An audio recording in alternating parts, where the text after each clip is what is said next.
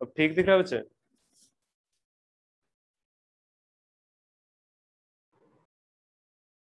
अब इमेज अच्छी आ रही है या नहीं आ रही है बच्चे? Yes sir.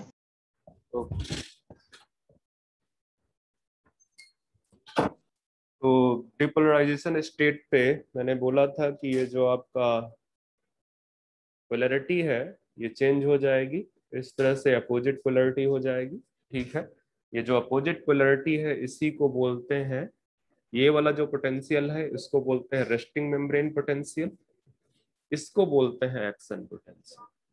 ठीक है, और आपको बताया था कि एक्शन पोटेंशियल कितने पे आता है, 30 मिली वोल्ट पे। जो रेस्टिंग मेम्ब्रेन पोटेंशियल है ये -70 मिली वोल्ट। ठीक है, इसके बाद फिर तीसरा स्टेज आएगा रिपोलराइजेशन का। आपके एनसीईआरटी में बस रिपोलराइजेशन तक दिया हुआ है। ठीक है, रिपोलराइजेशन में वापस से पॉजिटिव बाहर की तरफ हो जाएगा, निगेटिव अंदर की तरफ हो जाएगा, पर ये जो पॉजिटिविटी आई है ये बिकॉज ऑफ पोटेशियम आयन आई है। ठीक है, तो इसको करेक्ट करना पड़ेगा। ये जो आयनिक बैलेंस में चेंज आया है, ठीक है, पोलैरिटी तो आ गई है, बट ये पोलैरिटी पोटेशियम आयन की वजह से है, तो इसको करेक्ट करने के लिए क्या ओपन होगा, सोडियम पोटेशियम पंप ओपन होगा। ठीक है, और साथ में क्या होता है कि रिपोलराइजेशन के दौरान हाइपर पोलराइजेशन की पोजीशन आ जाती है, वो भी कौन करेक्ट करता है, हाइपर पोलराइजेशन, तो वो भी सोडियम पोटेशियम पंप करता है। तो हाइपर पोलराइजेशन वापस से कौन सी कंडीशन ले आएगा, रेस्टिंग स्टेज लेके आ जाएगा, रेस्टिंग स्टेज। तो ये दोबारा से बोलो।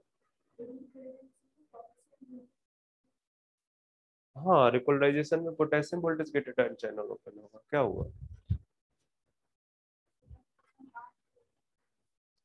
बच्चे, रिपोलराइजेशन जो है क्या कहते हैं, जब ये डिपोलराइज्ड हो जाएगा, ठीक है, तो रिपोलराइज करने के लिए कौन सा पोल ओपन होगा, पोटेशियम गोल्डेड गेटेड आयन चैनल। ठीक है, तो मैं बोल रहा हूं कि जो रिपोलराइजेशन हुआ है वो किस आयन की वजह से हुआ है, it is because of the potassium ion. इसको अब करेक्ट करना पड़ेगा, तो इसको जब करेक्ट करोगे तो कौन काम करेगा उसमें, तो वो तो रिपोलराइजेशन के बाद होगा ना करेक्ट करने का stage.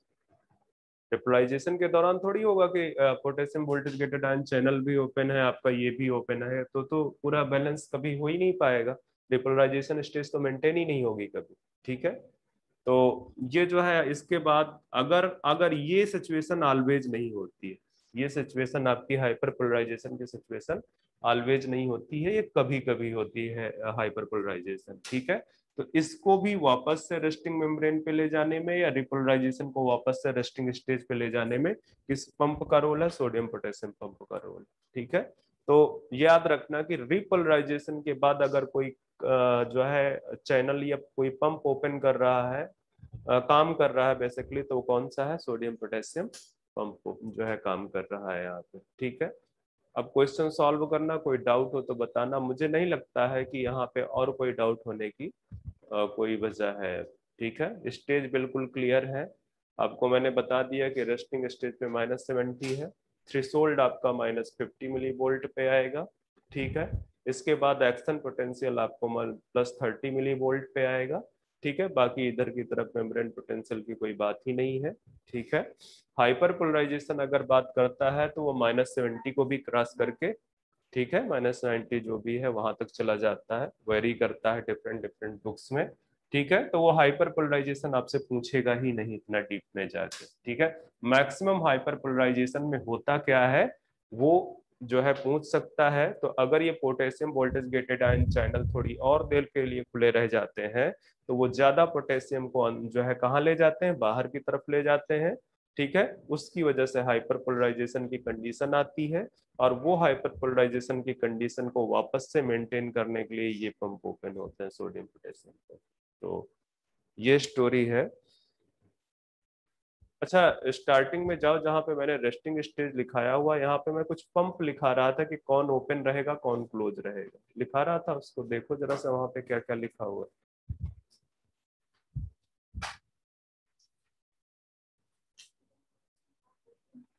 Sodium potassium pump open है, अच्छा, ये तभी तक ओपन रहेगा जब तक रस्टिंग स्टेज मेंटेन नहीं हो जाती। जैसे ही रस्टिंग स्टेज मेंटेन हो जाएगा आपका, ये क्लोज हो जाएगा।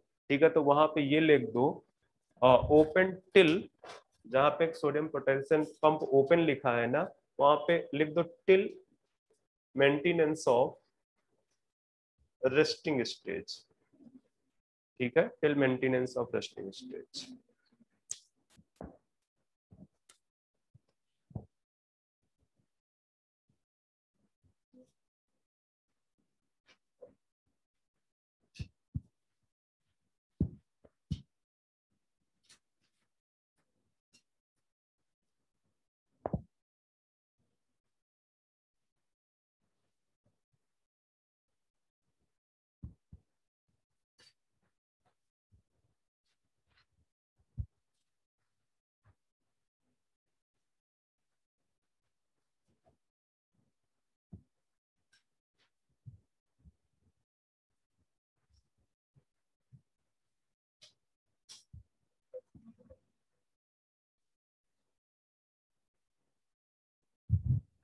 ठीक है, नेक्स्ट हेडिंग है ट्रांसमिशन ऑफ इम्पल्स।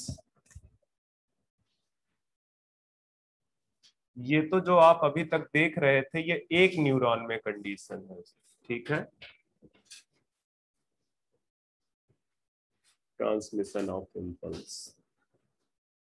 तो जब एक न्यूरॉन से दूसरे न्यूरॉन्स पे जो है इम्पल्स को ट्रेवल करना होता है, एक्शन पोटेंशियल को ट्रेवल करना होता है, तो उस दौरान क्या होता है? ठीक है, एक न्यूरॉन से दूसरे न्यूरॉन्स तक, तो वहां पे बनता है क्या? साइनैप्स। ठीक है, वहां पे बनता है साइनैप्स। तो साइनैप्स का पहले हम देख लेते हैं एक पिक्चर, फिर साइनैप्स के बारे में बात करते हैं।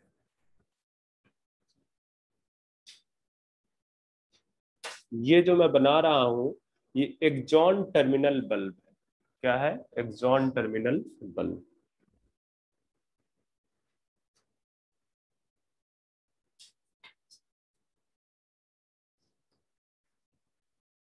ये जो मेम्ब्रेन आपको दिख रही है, ये प्री सिनेप्टिक मेम्ब्रेन है।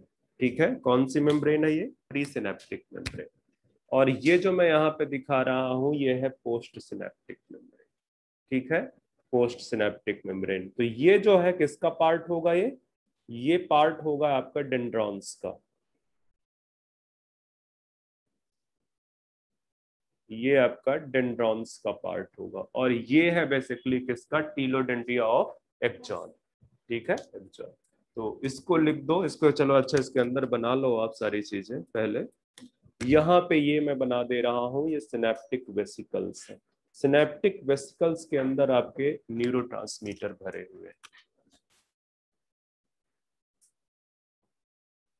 इस तरह से न्यूरोट्रांसमीटर भरे हुए।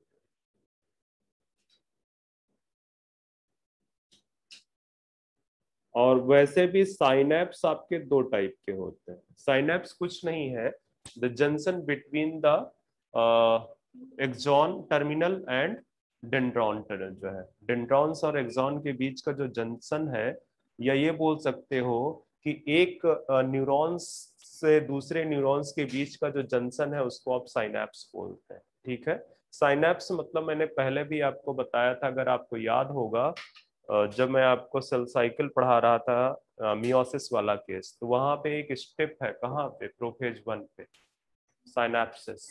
साइनैप्सिस का मतलब होता है पास पास आना। ठीक है, तो ये भी सिनेप्स है।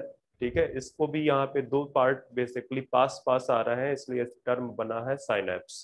ठीक है, यहाँ पे ये प्री साइनेप्टिक मेम्ब्रेन है। ये वाली मेम्ब्रेन आपकी प्री साइनेप्टिक मेम्ब्रेन है। याद रखना है, क्वेश्चन पूछा जा चुका है।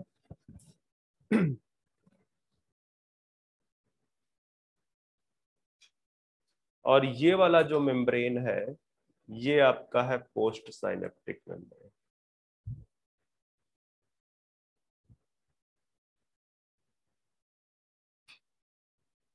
देखो, प्री साइनेप्टिक मेम्ब्रेन और पोस्ट साइनेप्टिक मेम्ब्रेन के बीच में एक गैप प्रेजेंट है। इसको बोलते हैं साइनेप्टिक क्लेफ्ट। जो गैप है उसको बोलते हैं साइनेप्टिक क्लेफ्ट। और जो साइनेप्टिक क्लेफ्ट है, इसमें एक फ्लूइड भरा हुआ होता है, ठीक है, साइनेप्टिक फ्लूइड बोलते हैं उसको, साइनेप्टिक क्लेफ्ट में फ्लूइड भरा हुआ होता है कम्युनिकेशन के लिए, ठीक है। पोस्ट साइनेप्ट क्वेश्चन क्या पूछा गया था कि जो रिसेप्टर्स हैं, ठीक है, न्यूरोट्रांसमीटर को बाइंड करने के लिए, न्यूरोट्रांसमीटर है, इसको बाइंड करने के लिए जो रिसेप्टर है वो इनमें से किस मेम्ब्रेन में प्रेजेंट है? तो बेसिकली पोस्ट साइनेप्टिक मेम्ब्रेन पे प्रेजेंट होते हैं। यहाँ पे मैं रिसेप्टर बना देता हूं,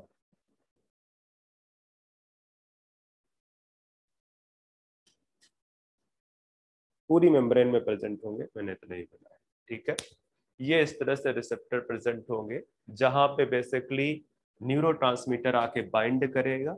न्यूरोट्रांसमीटर की रिसेप्टर के साथ बाइंडिंग की वजह से इस मेम्ब्रेन में, पोस्ट साइनेप्टिक मेम्ब्रेन में जो चैनल्स हैं, ठीक है, वो ओपन हो जाएंगे। जैसे ही ये चैनल्स ओपन होगा, सोडियम कहाँ आएगा?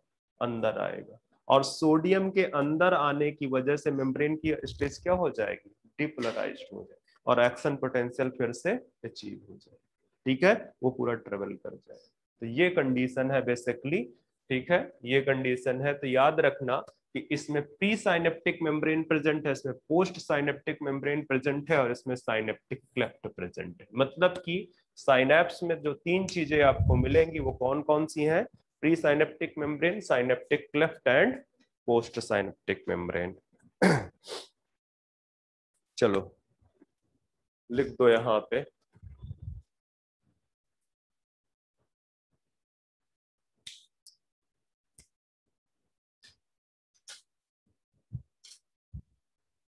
साइनेप्स के बारे में पहले लिख दो, junction between axon terminal of one neuron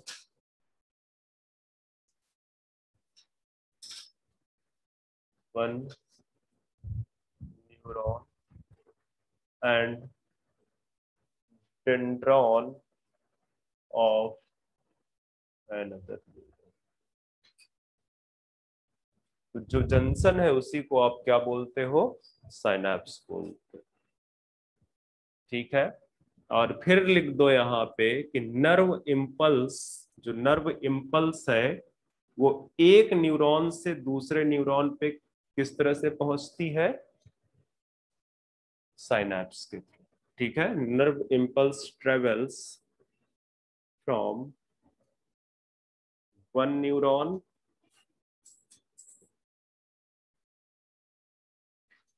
to other neuron through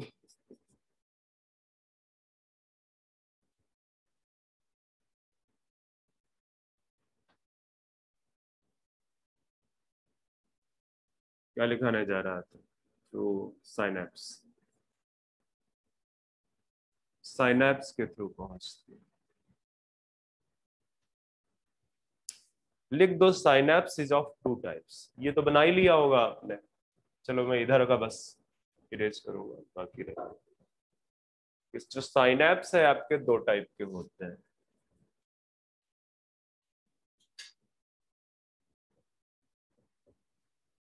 एक है आपका इलेक्ट्रिकल साइनेप्स, और दूसरा है आपका केमिकल साइनेप्स, केमिकल साइनेप्स, ठीक है। दो टाइप के साइनेप्स आपके प्रेजेंट, इलेक्ट्रिकल साइनेप्स और केमिकल साइनेप्स। इलेक्ट्रिकल साइनेप्स में क्या होता है कि ये जो प्री सिनेप्टिक मेम्ब्रेन है और ये जो पोस्ट सिनेप्टिक मेम्ब्रेन है, they are associated with very close proximity, मतलब ये बहुत क्लोजली एसोसिएटेड है। इनके बीच में ये जो क्लेफ्ट है बहुत ही कम है, क्लेफ्ट बहुत कम है। तो लिख दो यहाँ पे, जरा सा ये अलग हेडिंग बना लो, अलग से हेडिंग बना लो, इसको मैं थोड़ा सा तो इरेज करूंगा।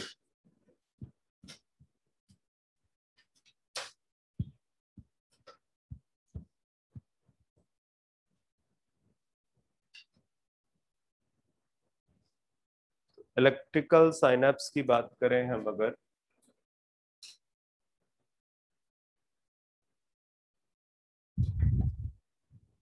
वहां पे क्या है कि बोथ द मेम्ब्रेन, मैं किसकी बात कर रहा हूँ, कौन सी मेम्ब्रेन की बात कर रहा हूँ, प्री एंड पोस्ट सिनेप्टिक, ठीक है, आर वेरी, या इस तरह से लिख दो, are present in close proximity, are present in close proximity, बहुत ही क्लोजली एसोसिएटेड होती हैं ये। तो इसकी वजह से क्या होता है कि जो एक्शन पोटेंशियल यहां से चल के आ रहा है, एक्शन पोटेंशियल क्या है, सिंपल सी बात है, अगर इसमें टर्मिनल के लिए मैं एक्शन पोटेंशियल की बात करूं तो एक्शन पोटेंशियल कैसे रिप्रेजेंट करोगे, यहाँ बाहर की तरफ निगेटिव, अंदर की तरफ पॉजिटिव, यही स्टेज तो होगी एक्शन पोटेंशियल की, ठीक है। तो जब यहाँ पे एक्शन पोटेंशियल आता है तो वो अपने आप, मतलब उसमें इतना होता है कि ये मेम्ब्रेन पोटेंशियल अपने आप ट्रांसफर हो जाता है कहाँ पे, पोस्ट सिनेप्टिक मेम्ब्रेन पे, उसके लिए किसी अदर मीडियम की जरूरत नहीं पड़ती है। जैसे मतलब नॉर्मल वन प्लेस से दूसरे प्लेस पे जो ट्रांसफर हो रहा था, बिल्कुल वैसे ही यहाँ पे प्री सिनेप्टिक मेम्ब्रेन से वो पोस्ट सिनेप्टिक मेम्ब्रेन में डायरेक्टली चेंज हो जाता है या ट्रांसफर हो जाता है। तो आप लिख दो यहाँ पे कि जो एक्शन पोटेंशियल है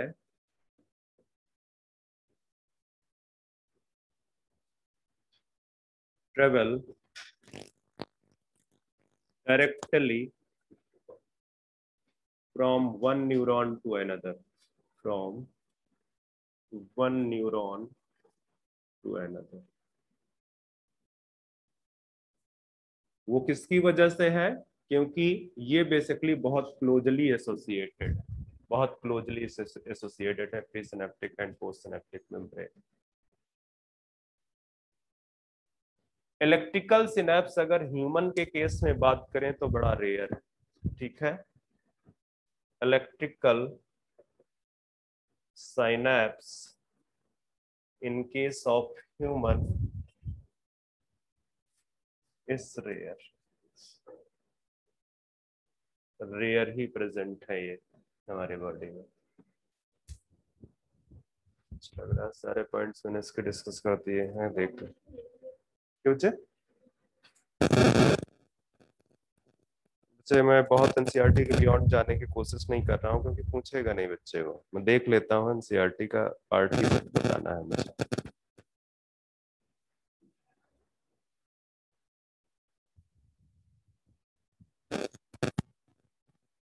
बस एक पॉइंट और है कि चूंकि यहाँ पे क्या हो रहा है बच्चे कि ये डायरेक्ट ट्रांसफर कर रहा है, यहाँ से जैसे मतलब यहाँ से ऐसे ऐसे करके ट्रांसफर कर रहा था, तो वह यहाँ से यहाँ पे भी ट्रेवल कर रहा है, तो जो इसका स्पीड होगा वो तेज होगा, ठीक है। तो आप लिख दो कि जो इलेक्ट्रिकल साइनैप्स हैं they are fast in compare to chemicals, ठीक है, they are faster in compare to electrical chemical, chemical synapse, chemical synapse से जो है तेजी से रन होंगे ये, इससे ज्यादा आपसे नहीं पूछेगा इलेक्ट्रिकल साइनैप्स के बारे में, पर ये तभी एप्लीकेबल होगा या तभी लगेगा इलेक्ट्रिकल साइनैप्स जब दोनों pre synaptic membrane and post synaptic membrane बहुत क्लोजली एसोसिएटेड होंगे, ताकि जो मेम्ब्रेन पोटेंशियल है वो उसमें इतनी कैपेसिटी हो कि वहां तक पहुंच सके, जब इतना कम डिस्टेंस होगा तभी आपका ये चलेगा, ठीक है। अब आते हैं वापस से केमिकल सिनेप्स में। तो केमिकल सिनेप्स का ये पूरा पिक्चर बना हुआ है आपके पास में,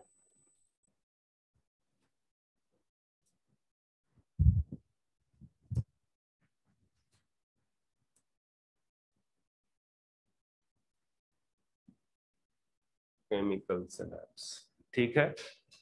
लिख दो यहाँ पे केमिकल सिनेप्स में क्या है कि अकर्स थ्रू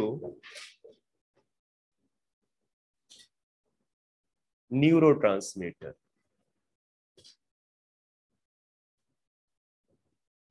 ये न्यूरोट्रांसमीटर के थ्रू, ठीक है।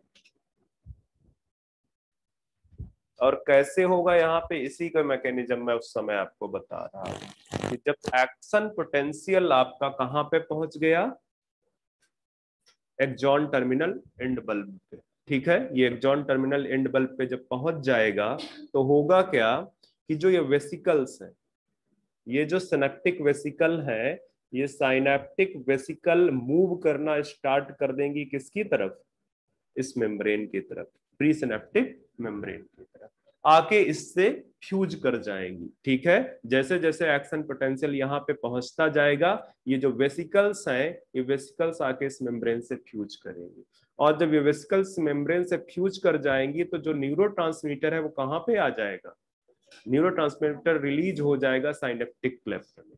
साइनेप्टिक क्लेफ्ट में यहाँ पे देखो पोस्ट साइनेप्टिक मेम्ब्रेन के रिसेप्टर्स प्रेजेंट, उसी तरफ साइनेप्टिक क्लेफ्ट की तरफ, तो यहाँ पे आके न्यूरोट्रांसमीटर क्या करेंगे, इनके साथ न्यूरोट्रांसमीटर बाइंड कर जाएंगे, और जैसे ही न्यूरोट्रांसमीटर की इनके साथ में बाइंडिंग होगी, ठीक है, यहाँ पे जो प्रेजेंट है चैनल्स, यहाँ पे जो चैनल्स प्रेजेंट है वो क्या हो जाएंगे, ओपन हो जाएंगे, और सोडियम आयन अंदर आना स्टार्ट कर देगा, सोडियम आयन जो है अंदर आना स्टार्ट कर देगा। इसकी वजह से जो पोस्ट सिनेप्टिक मेम्ब्रेन है वो क्या हो जाएगी, डीपोलराइज होगी, और डीपोलराइज होने से ही एक्शन पोटेंशियल बेसिकली अचीव होगा, और वो ट्रेवल करना स्टार्ट कर देगा अपने आगे की तरफ, ठीक है। आप ये बोल सकते हो टुवर्ड्स साइटोन, ठीक है, साइटोन की तरफ मूव करना स्टार्ट कर देगा। तो इसको मैं लिखा देता हूं,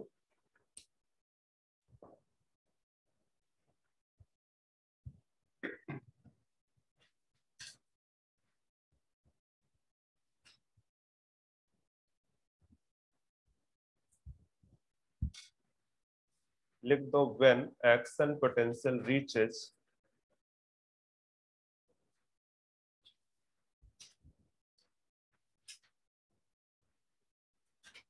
terminal and bulb of axon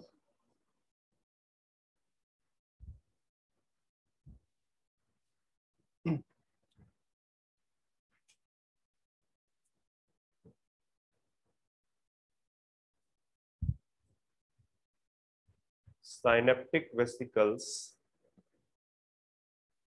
start moving towards the synaptic membrane, synaptic membrane, synaptic membrane की तरफ ये आएंगी साइनेप्टिक वेसिकल्स, और उससे क्या होगा, लिख दो देन दे, इसको फ्यूज भी लिख सकते हो बच्चे, इसको एक्सोसाइटोसिस भी लिख सकते हो, ठीक है, एक्सोसाइटोसिस ही है बेसिकली, ठीक है, या इस तरह से लिख दो, देन दे लिखिए दो पहले, fuse or exocytosis, exocytosis with pre-synaptic membrane and release their content, pre-synaptic membrane and release their neurotransmitter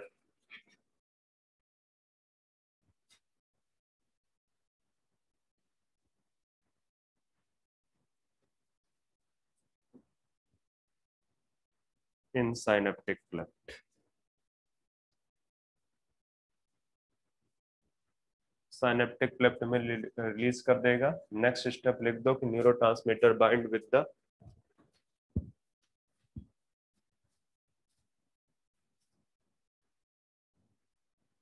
neurotransmitter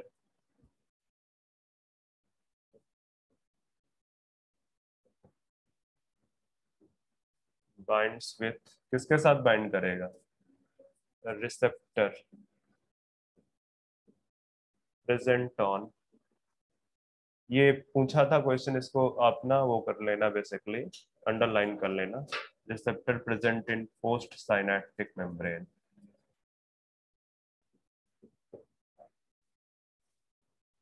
post synaptic membrane में जो रिसेप्टर प्रेजेंट है उसके साथ बाइंड करेगा। इसकी वजह से क्या होगा,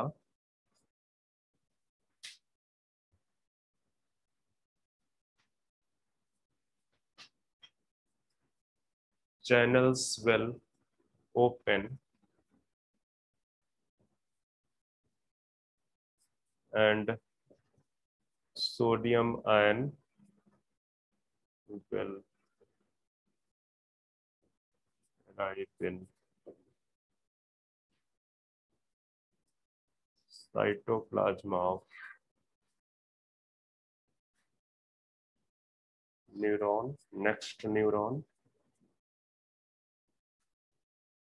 ये कंडीशन इसको आप लिख दो कि ये डिपोलराइजेशन होगा. Depolarisation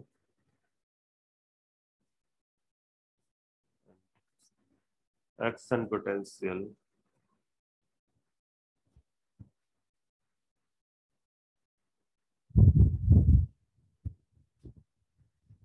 travel and next neuron. Next neuron पे एक्शन पोटेंशियल ट्रेवल कर जाएगा. तो ध्यान में रखना कि इसमें कुछ स्टेप है. पिक्चर में समझना बहुत आसान है, थ्योरी में रटना काफी डिफिकल्ट है. यहाँ पे आपके न्यूरोट्रांसमीटर्स हैं दिमाग में. अगर आपके बन रहा है कि जैसे ही यहाँ से आपका एक्शन पोटेंशियल यहाँ से मतलब डिपोलराइज होके यहाँ पे जैसे ही पहुंचेगा ये, ठीक है, तो ये बेसिकली साइनेप्टिक वेसिकल भी सेम टाइम में आगे की तरफ मूव करना स्टार्ट करेंगी. धीरे धीरे करके वो इसके साथ फ्यूज कर जाएंगी, न्यूरोट्रांसमीटर को यहाँ पे रिलीज कर देंगी. ये न्यूरोट्रांसमीटर अपने रिसेप्टर के साथ बाइंड करेंगे और ये रिसेप्टर जब बाइंड करेंगे तो यहाँ पे चैनल ओपन होंगे, ढेर सारा सोडियम अंदर जाएगा, मेम्ब्रेन डिपोलराइज होगी और एक्शन पोटेंशियल जनरेट हो जाएगा. ठीक है. तो इस तरह से एक न्यूरॉन से दूसरे न्यूरॉन पे जो है जो एक्शन पोटेंशियल है इन केस ऑफ केमिकल साइनेप्स वो मूव कर जाएगा. ठीक है. केमिकल साइनेप्स में एक जगह से दूसरे जगह पे मूव कर जाएगा. अब ये जो न्यूरोट्रांसमीटर है जो कि कहाँ पे प्रेजेंट है, synaptic vesicle of axon terminal and bulb. ये बेसिकली दो टाइप के होते हैं. ये एक्साइटेटरी भी हो सकते हैं और इनहिबिटरी भी हो सकते हैं. मतलब कि ये एक्शन को फास्ट कर सकते हैं, एक्शन को स्लो कर सकते हैं. ठीक है. तो आप लिख दो कि जो न्यूरोट्रांसमीटर्स हैं, न्यूरोट्रांसमीटर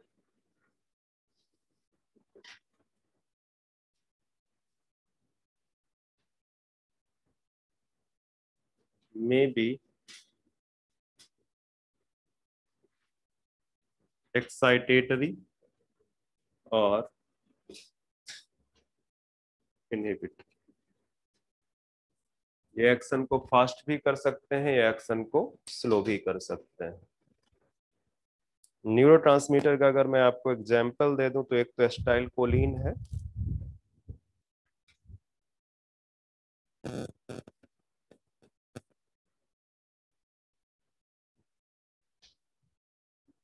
लिख दो यहीं पे लिख दो. न्यूरोट्रांसमीटर का एग्जांपल अगर लिखना है तो जैसे एसिटाइल कोलिन, आपका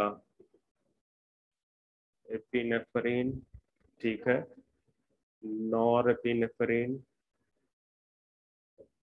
आपका गाबा भी लिख सकते हो, gamma एमाइनोब्यूटारिक acid.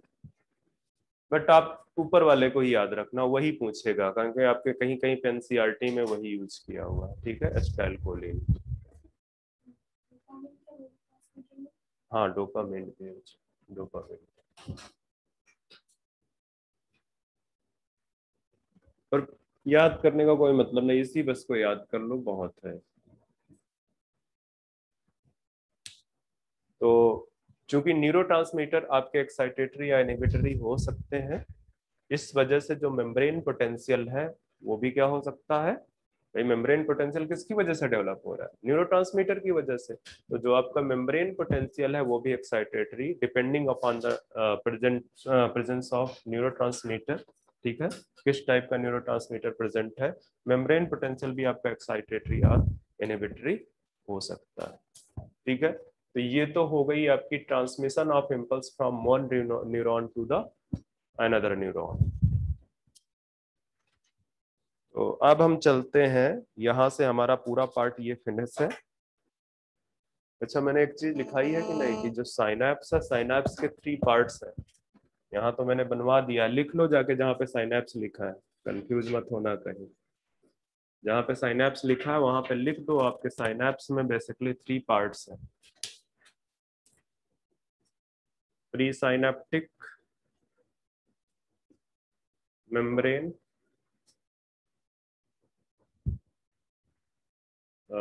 Synaptic cleft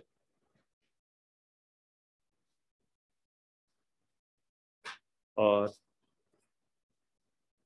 post synaptic membrane.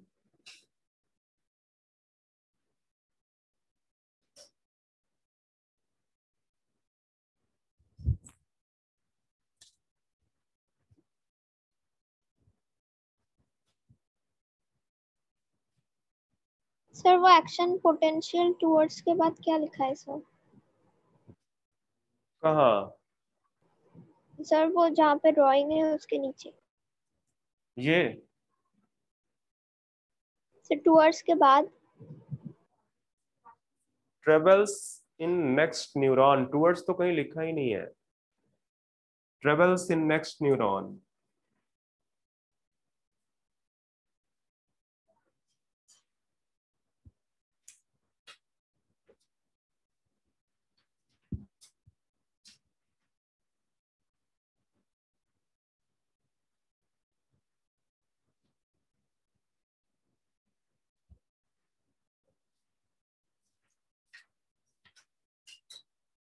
चलो आगे बढ़ते हैं। अब हम सेंट्रल नर्वस सिस्टम स्टार्ट करेंगे। तो जितना भी पार्ट बेसिकली ये बेसिक वाला था वो सारा खत्म है।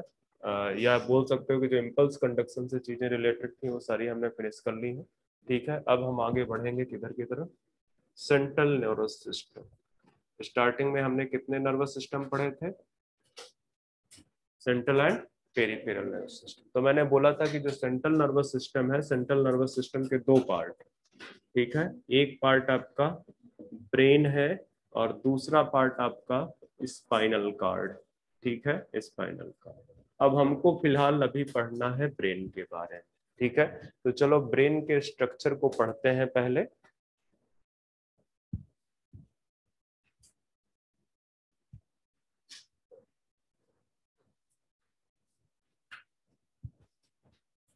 चैप्टर एक्चुअली बहुत बड़ा है। अभी ये ब्रेन पूरा पढ़ा हुआ है, इसके बाद आपके रिफ्लेक्सेस है, रिफ्लेक्सेस के बाद सेंसरी ऑर्गन्स है। सबसे बकवास टॉपिक जो मुझे लगता है। चलो, तो ब्रेन आपका कहाँ पे प्रेजेंट है? हेड जो पार्ट है आपका, उसके अंदर आपको ब्रेन देखने को मिलेगा। तो generally brain is covered with, generally क्या कवर्ड ही होता है? Covered with skull. ठीक है, brain is covered with skull. और इस स्कल को हम क्या बोलते हैं? Cranium box. ठीक है, जो क्रेनियम बॉक्स है वो कितनी बोन से मिलके बना हुआ था? 8 बोन से। कौन कौन सी बोन्स थी?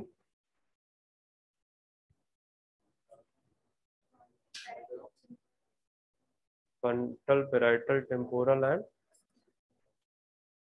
ऑक्सीपिटल। तो कितना कितना नंबर था? सबके 2-2 नंबर थे। फ्रंटल 1 था।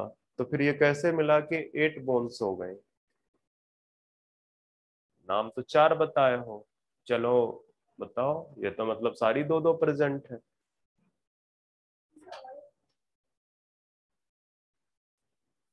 किताब में तो आपके ही लिखा होगा ना, मेरे पास तो नहीं लिखा।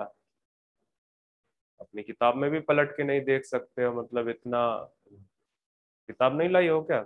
नोट्स नहीं है क्या? तो फिर देखो नोट्स में कम से कम। सब लोगों ने नई कॉपी लगा ली क्या अपनी?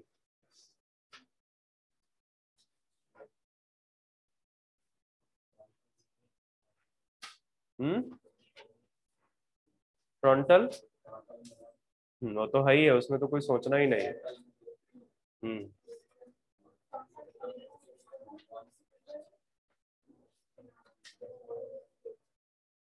स्फिनॉइड,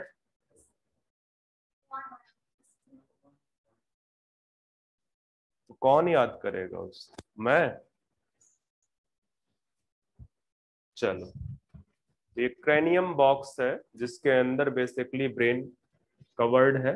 मतलब कि क्रैनियम बॉक्स का फंक्शन ही सिंपल सी बात है, क्या कर रहा है, उसको प्रोटेक्शन दे रहा है, ठीक है, प्रोटेक्शन दे रहा है। इसके अलावा ब्रेन को बचाने के लिए, मतलब उसको सेफ्टी देने के लिए, उसको प्रोटेक्शन देने के लिए एक और लेयर प्रेजेंट है ब्रेन के बाहर की तरफ, और उस लेयर को बोलते हैं मेनिंजेस, ठीक है। ब्रेन को बाहर से एक लेयर ने कवर कर रखा हुआ है, ठीक है, उसको बोलते हैं मेनिंजेस। चलो अच्छा, उससे पहले मैं इस क्रैनियम बॉक्स के बारे में थोड़ा सा और बताता हूँ कि दो पार्ट हैं आपके सेंट्रल नर्वस सिस्टम में। सेंट्रल नर्वस सिस्टम में जो ब्रेन को बाहर से स्केलेटन ने कवरिंग दे रखी है उसको बोलते हैं क्रैनियम बॉक्स, और जो स्पाइनल कॉर्ड को कवरिंग दे रखी है उसको क्या बोलते हैं?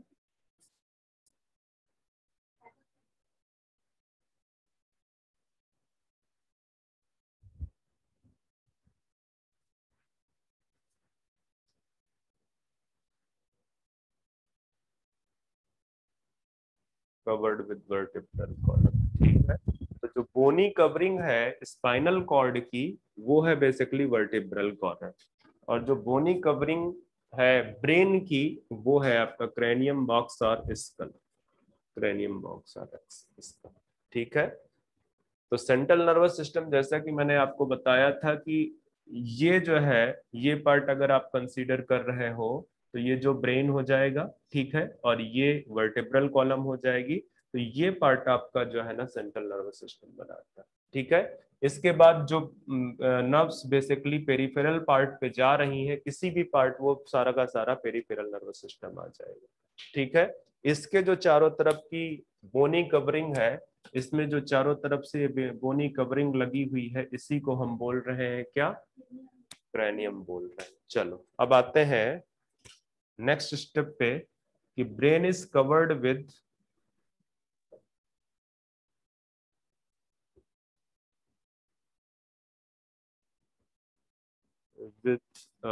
Wall known as meninges,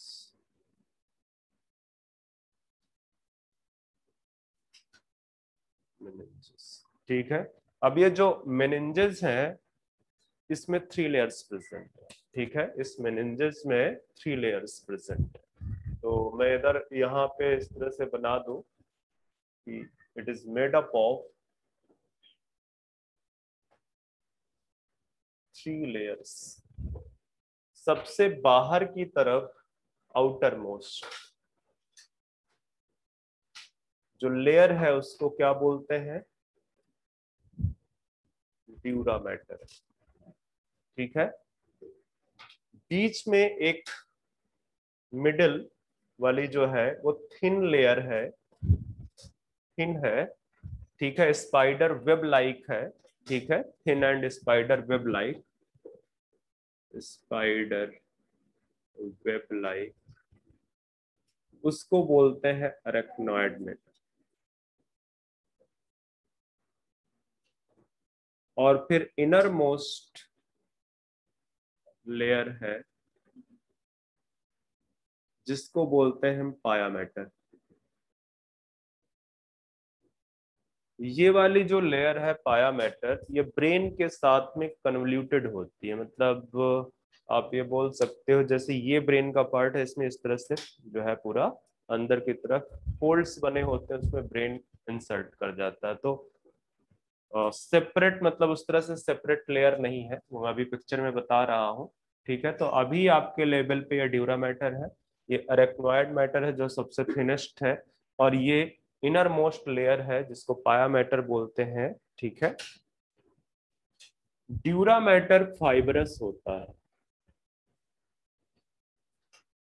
fibrous, ठीक है। तो इसका जो फंक्शन है बेसिकली, ज्यादातर इसका फंक्शन किससे होगा? प्रोटेक्शन से, ठीक है। फाइबरस टफ लेयर है, fibrous and tough, tough protection का काम देता है। चलो पहले पिक्चर बना लेते हैं। जो ड्यूरा मैटर है और कौन सा सेकंड लेयर है, अरेक्नोइड मैटर, इन दोनों के बीच में एक गैप होता है, और अरेक्नोइड मैटर एंड पाया मैटर के बीच में भी एक गैप होता है।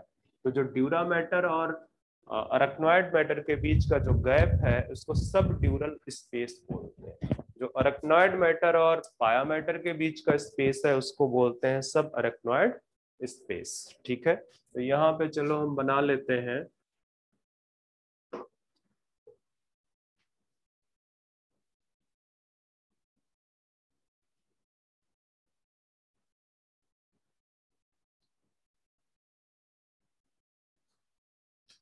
ये ड्यूरा मैटर है जो फाइब्रस लेयर, ठीक है, फाइब्रस एंड।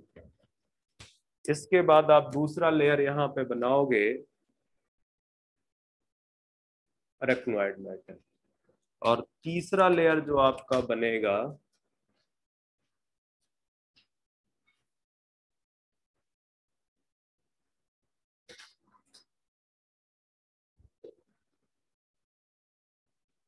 इस तरह से,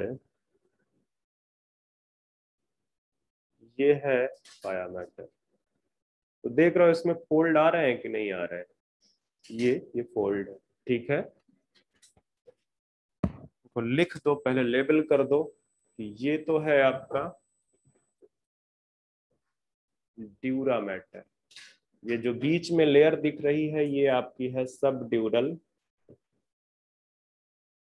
स्पेस। और ये जो ये वाली जो लेयर है इसको हम बोल रहे हैं अरेक्नोइड मैटर। और जो ये लेयर है इसको हम बोल रहे हैं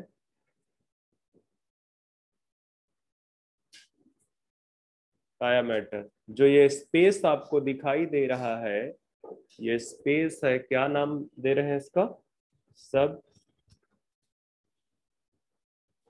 अरेक्नोइड स्पेस। तो जाहिर सी बात है स्पेस होगा तो खाली तो रहेगा नहीं। ठीक है, these space are filled with some fluid. ठीक है, तो जो सब ड्यूरल स्पेस है यहाँ तो सेरेब्रोस्पाइनल फ्लूइड भरा हुआ होता है।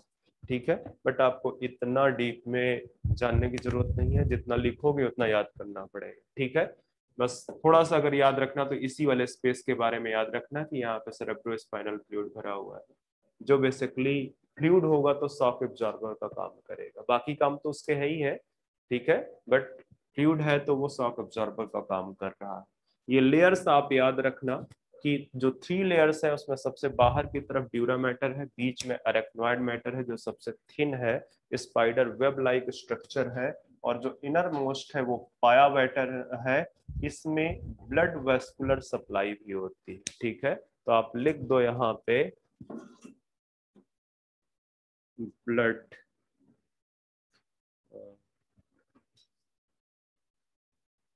हाईली वेस्कुलराइज्ड लिख दो इसको, हाईली वेस्कुलराइज्ड। वेस्कुलराइज का मतलब है कि ब्लड वेस्कुलर सप्लाई वहां पे होगी।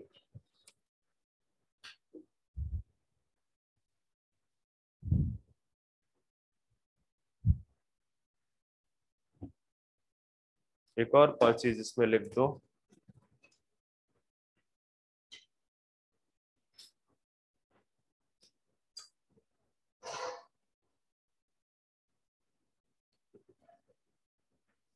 डायरेक्टली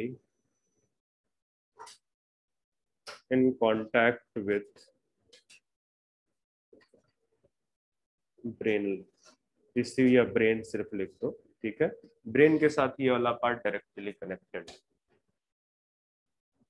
अब आते हैं वापस से, हार्ट का जो कवरिंग है मेनिंजेस। ठीक है, फिशेज वगैरह में ये मेनिंजेस 2 लेयर्ड होता है, और जो मैमल्स है वहां पे ये 3 लेयर्ड है। ठीक है, तो 3 लेयर्ड आपने देख लिया, मैमल्स में 3 लेयर्ड होता है, फिशेज वगैरह में आपका 2 लेयर्ड है। ठीक है, अब देखते हैं ब्रेन को। जो ब्रेन है आपका उसको हम 3 पार्ट में डिवाइड कर सकते हैं, 3 पार्ट्स में देख सकते हैं। ठीक है, इस तरह से can be divided in 3 parts. एक है आपका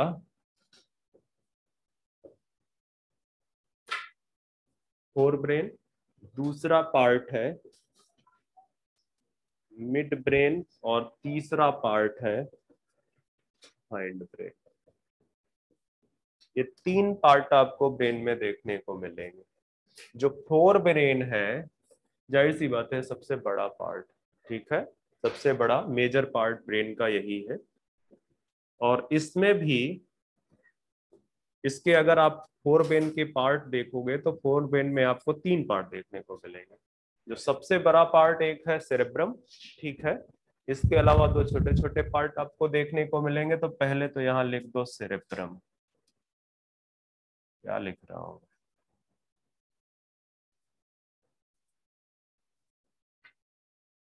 फिर लिख दो थैलमस,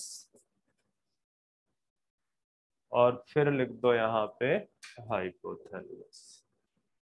ये 3 पार्ट्स आपको देखने को मिलेंगे वहां पे, ठीक है, फोर ब्रेन में cerebrum, thalamus and hypothalamus. Cerebrum जो है ये सबसे बड़ा पार्ट, पूरे ब्रेन का लार्जेस्ट पार्ट है ये, ठीक है। तो लिख दो largest part of the brain, या ऐसा करना अभी सेरेब्रम की हेडिंग डलवाएंगे वहीं पे लिखना है इस चीज को, ठीक है।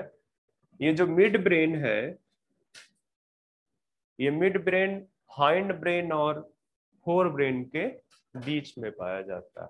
या आप इस तरह से बोल सकते हो कि जो फोर ब्रेन है, जिसमें से ये थैलमस एंड हाइपोथैलेमस वाला पार्ट, उसके और हाइंड ब्रेन का जो पार्ट है पॉन्स, पॉन्स और थैलमस के बीच में छोटा सा पार्ट प्रेजेंट, ठीक है। इसमें कुछ स्क्वायरिस से पार्ट होते हैं जिनको बोलते हैं कार्पोरा क्वाड्रिजेमिना, ठीक है। तो इसमें आपको देखने को मिलेंगे क्या, कार्पोरा क्वाड्रिजेमिना,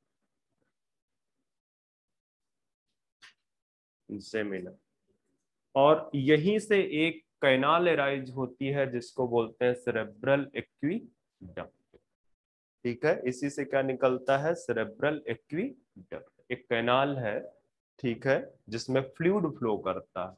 या आप ये बोल सकते हो कि ब्रेन के लिए जो फ्लूइड जाता है और आता है वो उसी से आता है, सेरेब्रल एक्वीडक्ट।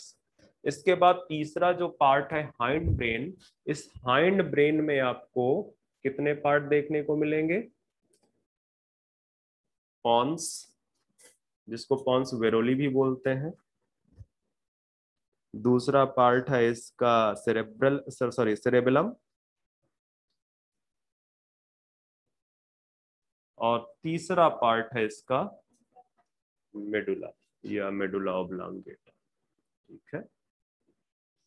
ये 3 पार्ट्स आपको हैंड ब्रेन में देखने को मिलेंगे। एक पिक्चर बना रखा है उसमें एनसीईआरटी में, उसको जरा सा देखते हैं। और उसमें नीचे लिख रखा है कि ये सैजिटल सेक्शन है, ठीक है। तो ये भी जानने की जरूरत है।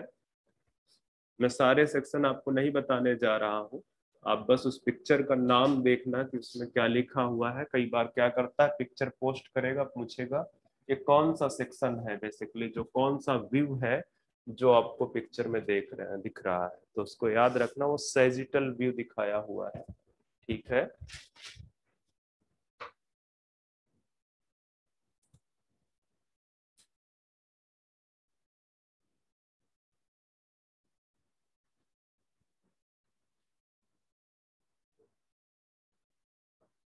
देखो मेरा पिक्चर तो वैसे भी महान है, ऊपर से ब्रेन का मुझे रेस्ट दो, मुझे पिक्चर एक बार देखना पड़ेगा तभी मैं आगे बना पाऊंगा। टाइम कितना हुआ है, 12:48, वैसे भी काफी देर है।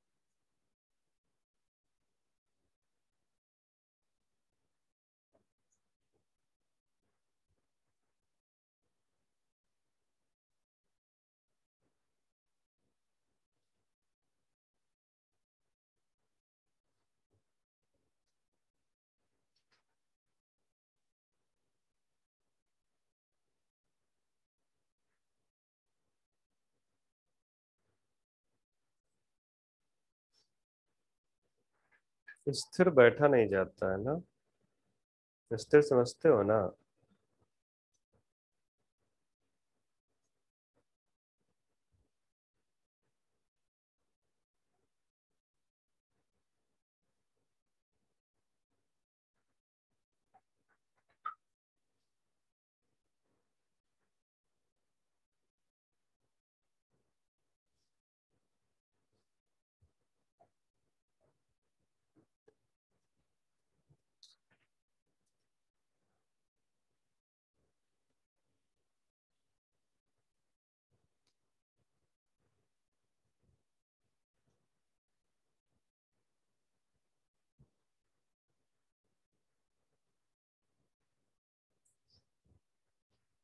पीछे का कंटेंट तो सारा भूल ही गए होगे। भूल गए हो नहीं। अब देखो तुरंत स्थिर हो गए। अब लगेगा ही नहीं कि एक्टिविटी हो रही है कोई। क्वेश्चन पूछ लूंगा तो फिर तो ऐसा लगेगा कि मैंने सुना ही नहीं। हम्म।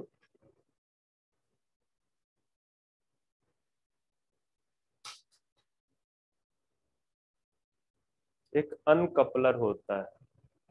अनकपलर नाम सुना। नहीं पहली बार सुना ना। अनकपलर ऑफ इलेक्ट्रॉन ट्रांसपोर्ट चेन।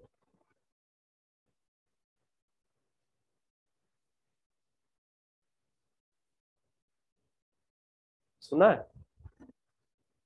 हम्म। नहीं सुना। हम्म। अन अच्छा अनपेयर्ड सुना है मैंने। अनपेयर्ड केमिस्ट्री वाले सर आपके अनपेयर्ड बताए होंगे, मैं तो अनपेयर्ड क्यों बताऊं। मुझे इलेक्ट्रॉन की पेयरिंग से क्या काम।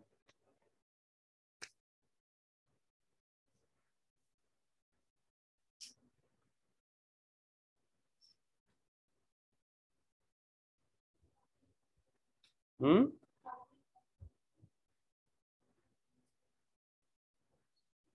सही तो हो, पहुंच तो रही हो तुम वहां।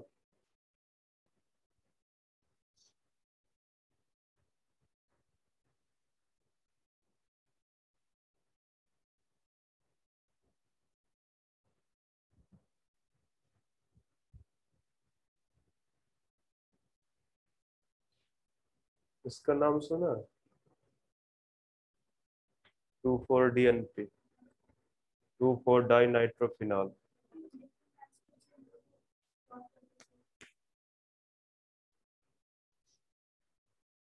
ये अनकपलिंग का काम करता है।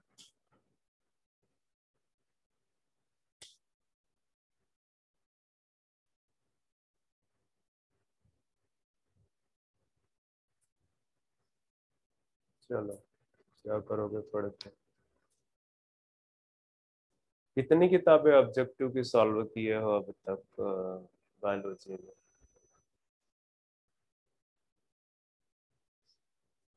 प्रैक्टिस बुक जो सॉल्व किए हो, कितनी किताबें सॉल्व किए हो।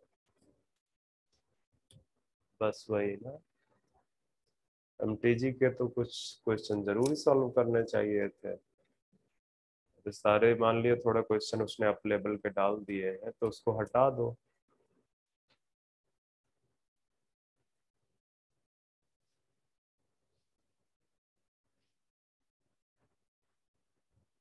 चलो खैर, सिलेक्शन से ही गायब हो जाओगे तुम लोग। को अंदाजा नहीं है थी कि बायो क्या चीज है। तो अगर धोखे से सिलेक्शन हो गया तो एमबीबीएस नहीं बन पाओगे अच्छे वाले।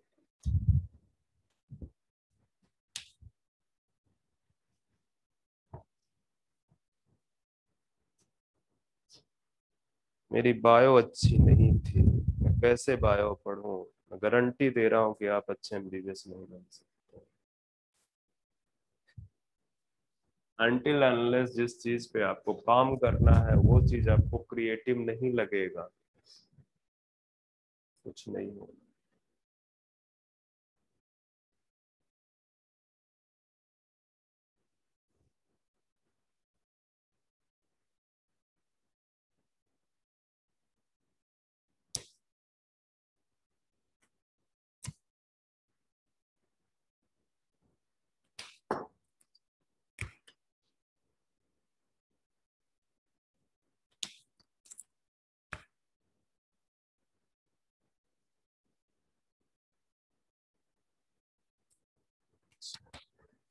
पिक्चर के साथ में मुझे दिक्कत है।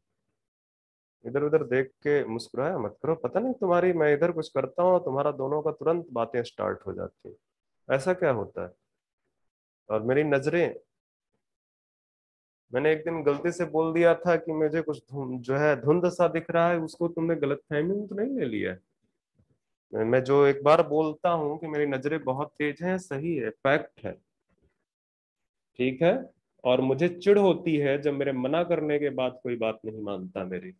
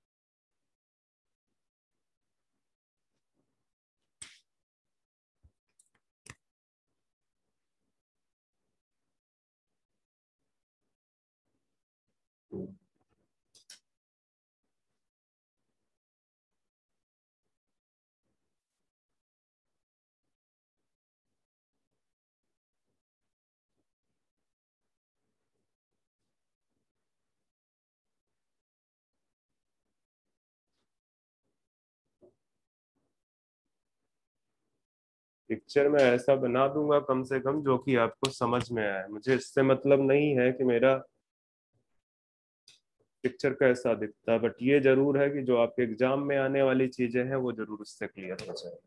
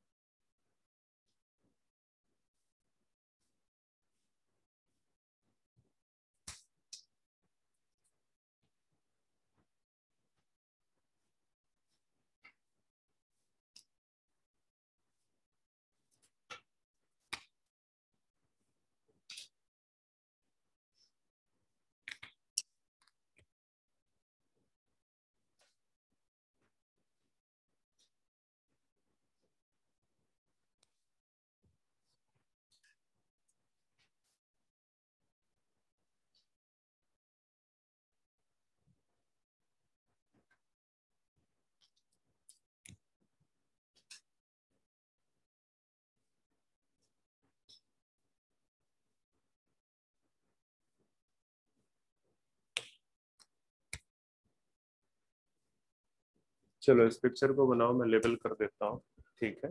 ये जो ऊपर की तरफ आपको इस तरह से कन्वर्जल दिख रहे हैं, ये पूरा का पूरा सेरेब्रम है। और ये चूंकि आपको एक तरफ का व्यू है, जैसे मैं ऐसे खड़ा हूं तो सिर्फ आप मेरे ये व्यू देख सकते हो, मेरे इधर व्यू को नहीं देख सकते हो, ठीक है। तो ये एक तरफ का है, ठीक है। यहाँ पे आपको एक सेरेब्रल हेमिस्फीयर दिख रहा है, हालांकि मैं यहाँ पे लिखूंगा जरूर सेरेब्रम, क्योंकि बाद में आपको मैं दोबारा बना दूंगा एक्चुअली, ठीक है। ये सेरेब्रम है, सेरेब्रम के दो पार्ट होते हैं, उन दोनों पार्ट को left and right cerebral hemisphere बोलते हैं। Left and right cerebral hemisphere एक ट्रैक्ट ऑफ फाइबर से बेसिकली आपस में कनेक्टेड होते हैं, and this tract of fibre is known as corpus callosum. इसको बोलते हैं कार्पस कैलोजम, ठीक है। ये बेसिकली क्या है, ये फाइबर्स है, ठीक है। ट्रैक्ट ऑफ फाइबर्स बेसिकली कहने का मतलब है बंडल्स, फाइबर्स का पूरा बंडल्स है, वो ट्रैक्ट ऑफ फाइबर्स है। ठीक है, यहाँ पे जो है आप देखोगे कि ये जो पार्ट आपको दिख रहा है, इस पार्ट में दो चीजें हैं, एक तो थैलमस है जो कि बड़ा पार्ट है, और दूसरा आपका हाइपोथैलेमस है। तो यहाँ पे मैं लेबल कर देता हूं आपके लिए, ये जो ऊपर का मेजर पार्ट है ये है आपका थैलमस। ठीक है, और जो नीचे वाला ये पार्ट है आपको, ये पूरा का पूरा, ठीक है, ये है हाइपोथैलेमस। अगर मैंने सेरेब्रम को इधर लिखा हुआ होता, ठीक है, तो ये तीनों पार्ट मिलके क्या बनाते हैं, ये तीनों पार्ट मिलके बनाते हैं फोर ब्रेन। ठीक है, फोर ब्रेन बनाते हैं। इसके बाद आपको पता है कि ये जो नीचे की तरफ हैंग हुई है, ठीक है, इसको हम बोलते हैं पिट्यूटरी ग्लैंड। पिट्यूटरी ग्लैंड, ठीक है। और आपको ये भी पता है कि पिट्यूटरी ग्लैंड एक बोनी कैविटी पे लटकी हुई है, एंड दैट बोनी कैविटी कहाँ पे वो प्रेजेंट है, स्कल बोन्स में प्रेजेंट है। ठीक है, और ये जो बोनी कैविटी है जहाँ पे पिट्यूटरी ग्लैंड आपकी हैंग कर रही है, उसका क्या नाम है, सेला टर्सिका। ठीक है, हालांकि मैं एक बार बताऊंगा जब एंडोक्राइन सिस्टम बताऊंगा, पर फिर भी मैं आपको बोल देता हूँ, ये पिट्यूटरी ग्लैंड जहाँ जिस बोनी सॉकेट पे, जिस बोनी कैविटी पे लटकी हुई है, उसको बोलते हैं सेला टर्सिका। ठीक है, बाद में डिस्कस कर लेंगे, अभी छोड़ देता हूं मैं। ठीक है, अब इसके बाद जो है क्या कहते हैं, इसको मैंने थैलमस, यहां वाला जो ये पार्ट है, ये वाला बेसिकली पार्ट, ये है मिड ब्रेन का। ठीक है, डॉर्सल साइड पे चले जाओगे तो ये मिड ब्रेन का पार्ट है। मैं कोई और कलर ले लूं जिससे डिफ्रेंसिएशन हो, ये ले लेता हूं मैं स्पेशल इसको। ठीक है, ये है मिड ब्रेन। ठीक है, इस मिड ब्रेन में क्या प्रेजेंट होंगे, मैंने बोला अभी, कार्पोरा क्वाड्रिसेमिनस। ठीक है, और यहीं से क्या एराइज होगी, ये है, ये क्या है, सेरेब्रल एक्यूडेक्ट। सेरेब्रल एक, ठीक है, ये जो आपको पार्ट ये दिख रहा है, इसको जरा सा थोड़ा और डिफ्रेंशिएट कर देते हैं। ठीक है, ये जो पार्ट है ये आपका है सेरेबेलम। जब पर्सन ड्रंक होता है तो वो इसी पार्ट को अफेक्ट करता है, मतलब अल्कोहल जिस पार्ट को अफेक्ट करती है बेसिकली, उसको क्या बोलते हैं, सेरेबेलम। ठीक है, ये जो पार्ट है, ये अब ये जो पार्ट यहां से देखो ये दिख रहा है, ये हाइंड ब्रेन का पार्ट है। आपने दो पार्ट देख लिए, एक फोर ब्रेन देख लिया, दूसरा मिड ब्रेन देख लिया, तीसरा जो ब्रेन का पार्ट है उसको बोलते हैं हाइंड ब्रेन। तो हाइंड ब्रेन में इस बच्चे पिट्यूटरी ग्लैंड को मैं हटाऊंगा। ठीक है, आपके पास जहां पे भी स्पेस हो, आप पीछे साइड पे स्पेस हो तो आप पीछे साइड पे लिख सकते हो। ये है बेसिकली पॉन्स, ये पॉन्स।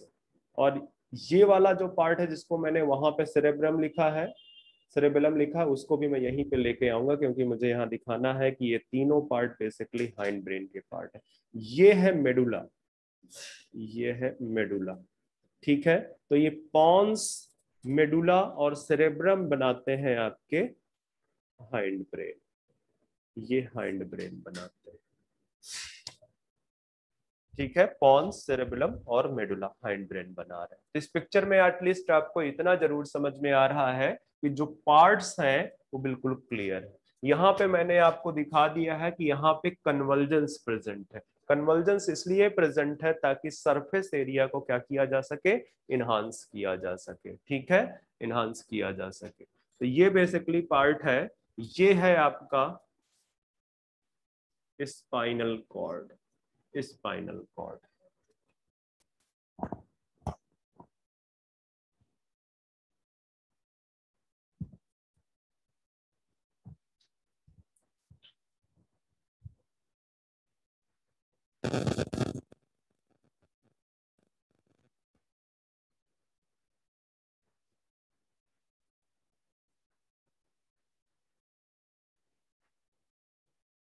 अब आते हैं, सबसे पहले पढ़ते हैं हम किसके बारे में, सेरेब्रम के बारे में।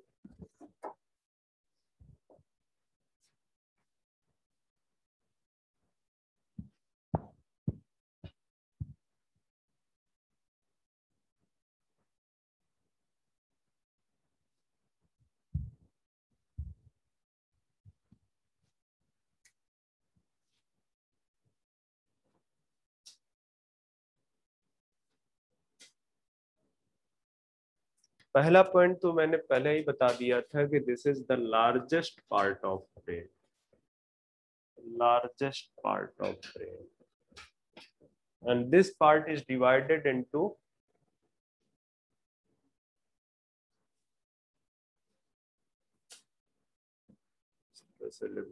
cerebrum is made up of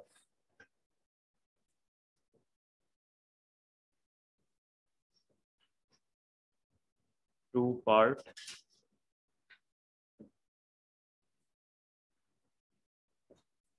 right cerebral hemisphere and left cerebral hemisphere.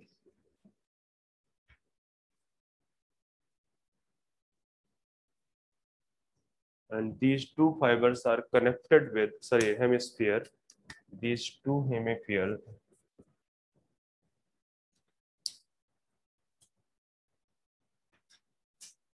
these hemisphere is connected with tract of fibre, पहले भी वहां लिखा चुका हूं पिक्चर में, ट्रैक्ट ऑफ फाइबर,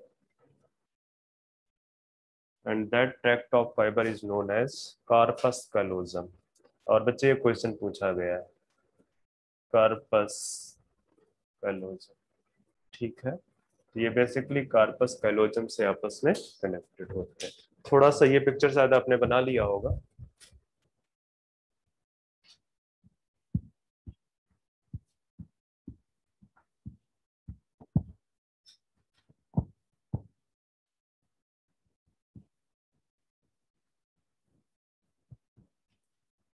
तो जो कार्पस कैलोजम, या एक काम करते हैं कि अब आपको मैं सेरेब्रल हेमिस्फीयर का एक पार्ट दिखाता हूँ, क्योंकि अगर साइड व्यू देखोगे तो आपको सेरेब्रल, एक और चीज करते हैं पहले,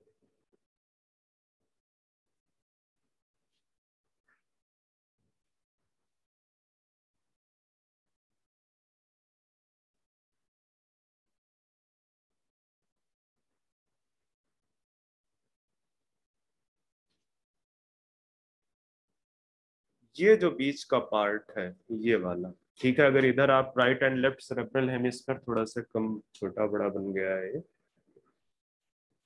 ठीक है। तो ये जो बीच का पार्ट आपको, ये जो ट्रैक्ट ऑफ फाइबर्स दिख रहे हैं, इसी को बोलते हैं कॉर्पस कैलोजम, ठीक है। ये फाइबर्स हैं, इनमें ज्यादातर पार्ट क्या है, फाइबरस है, ओके। अब अगर एक कार्पस कैलोजम, सॉरी, एक जो है सेरेब्रल हेमिस्फीयर का व्यू देखो इस तरह से, जैसे मैं बना दूं, ठीक है। इस तरह से मैं अगर आपके लिए ये बना रहा हूं, यहाँ पे सपोज कर लो आपका क्या है, ये कार्पस कैलोजम है जो दोनों को अटैच करके रखा हुआ है। तो जो आपका सेरेब्रम है, सेरेब्रम में दो पार्ट प्रेजेंट होते हैं, ठीक है। कि सेरेब्रम, या ये आपका जो सेरेब्रल हेमिस्फीयर है, सेरेब्रल हेमिस्फीयर में दो पार्ट आपको देखने को मिलेंगे। सेरेब्रल हेमिस्फीयर में दो पार्ट आपको देखने को मिलेंगे। बाहर की तरफ सेरेब्रल कॉर्टेक्स होगा, बाहर की तरफ क्या होगा, सेरेब्रल कॉर्टेक्स। और जो इनर होगा, इनर को बोलते हैं सेरेब्रल मेडुला, अंदर वाले पार्ट को सेरेब्रल मेडुला बोलते हैं। तो ये ध्यान में रखना कि जो सेरेब्रल कॉर्टेक्स कॉर्टेक्स जो वो मैंने कन्वर्जन पिक्चर में बनाए हैं, वो बेसिकली कहाँ पे मेजरली प्रेजेंट होते हैं, सेरेब्रल कॉर्टेक्स में। तो यहाँ आप देखो इस तरह से ढेर सारा आपको कन्वर्जन दिखेगा, ढेर सारा इस तरह से कन्वर्जन दिखेगा। ये कन्वर्जन क्यों दिख रहा है? ताकि जो ब्रेन का सरफेस एरिया है वो इनहांस हो जाए। सरफेस एरिया बढ़ेगा तो नंबर ऑफ न्यूरॉन्स क्या हो जाएंगी? इनहांस हो जाएंगी। ठीक है, तो ये जो वाला पार्ट है ये है सेरेब्रल कॉर्टेक्स, और जो ये पार्ट है ये है सेरेब्रल मेडुला। आपको मैंने कल कुछ पढ़ाया था कि जो मल्टीपोलर न्यूरॉन्स हैं वो आपके कहाँ पे होती हैं? सेरेब्रल कॉर्टेक्स में। ठीक है, मल्टीपोलर न्यूरॉन्स आपके सेरेब्रल कॉर्टेक्स में होती है। मैंने एक और चीज बताया था पर उसको मैंने बीच में छोड़ दिया था। वो मैंने ये बताया था कि जो सेरेब्रल कॉर्टेक्स है यहाँ पे माइलिनेटेड न्यूरॉन्स प्रेजेंट होते हैं। ठीक है, बट क्या है कि अगर माइलिनेटेड न्यूरॉन्स प्रेजेंट होते तो इसको किस कलर का दिखना चाहिए था बाहर से? रेड कलर का, अरे व्हाइट कलर का। ठीक है, पर ये तो दिखता कैसा है? ये ग्रे कलर का दिखता है।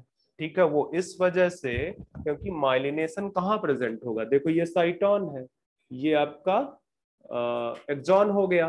ठीक है, तो माइलिनेशन आपको दिखना चाहिए यहाँ पे ना, पर अगर यही पार्ट सिर्फ प्रेजेंट हो वहां पे तो नहीं दिखेगा। ठीक है, वो ग्रे कलर का इसी वजह से नजर आता है क्योंकि बेसिकली इसको न्यूक्लियाई बोलते हैं। ठीक है, कि मोस्ट ऑफ द न्यूक्लियाई जो है वो इस रीजन में प्रेजेंट है। तो न्यूक्लियाई के प्रेजेंट होने की वजह से जो ब्रेन का बाहर वाला रीजन है वो ग्रे कलर का दिखता है। अच्छा, यहीं पे एक बना लेना पिक्चर इस तरह से, इस तरह से आप एक जस्ट आपको अपने दिमाग के लिए, ठीक है, कि अंदर वाला पार्ट कैसा नजर आएगा? व्हाइट, और बाहर वाला पार्ट कैसा नजर आएगा? ग्रे। ये ब्रेन का के लिए बना लेना। वर्टिब्रल कॉलम में इसके अपोजिट होता है। वर्टिब्रल कॉलम में व्हाइट मैटर बाहर की तरफ दिखता है, ग्रे मैटर अंदर की तरफ दिखता है। ठीक है, तो ये इसको बार बार लिखने की जरूरत नहीं है, लिखना चाहो तो लिख लो ऐसे आप। कार्पस कैलोजम है ये। ठीक है, ये पार्ट है सेरेब्रल कॉर्टेक्स, अंदर सेरेब्रल मेडुला है। मुझे लग रहा है टाइम काफी हो चुका है तो मैं सेरेब्रल कॉर्टेक्स को बाद में डिस्कस करूंगा। ठीक है, इसमें काफी चीजें बतानी है मुझे तो मैं अब बाद में डिस्कस करूंगा इन सब चीज को। आई थिंक मंडे मिलेंगे अब।